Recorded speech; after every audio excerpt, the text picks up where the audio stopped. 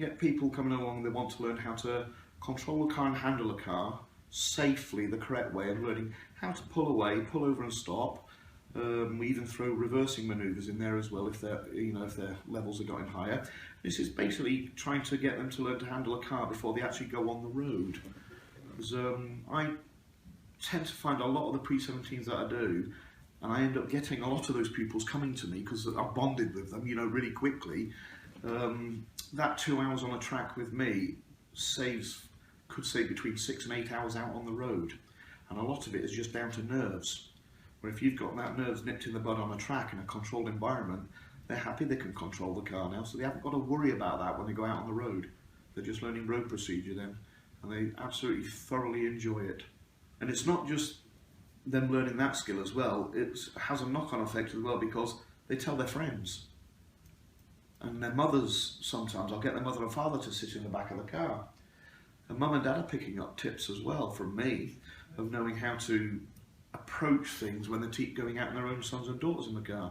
Because I get a lot of people saying that I'm never going to go in the car with mum again, or dad again, because mum and dad screams and shouts at me. And it's because mum and dad are expecting them to be as good as them. Now, they can't be expected to change a gear very quickly at the last moment. That comes with years of experience. But if mum and dad are sat in the back of the car watching me instruct them and knowing the timings I'm doing these things, I'm given a hell of a lot longer time in which to process this information and then try and get it done then. And if they've not got it in by then, I've got time to come in and step in and help them more.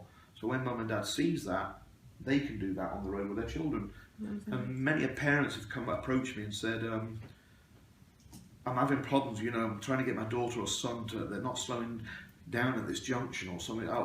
They've left their gear really late. And our simple thing is, how far away from the junction are you telling them to turn left or right? Oh, and they'll say about 20 yards. So you need to be doing at least 100 yards up the road, if not longer.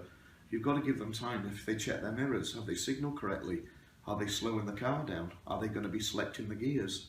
So I give them little tips of like watching their eyes, their hands and their feet. And I'm doing this a lot sooner before they even get near that point. If I'm not happy with the speed, even well before that junction, I'll start to tell them to slow down. Now I've got the added advantage, I've got dual controls in my car. So if they're not slowing down, I can come in with the dual controls. But as a parent, when a pupil's had a bit more experience with an instructor, that's when I recommend they go out with the parents then, because the pupil's more confident then, rather than just going straight out on day one. So that's frightening for them.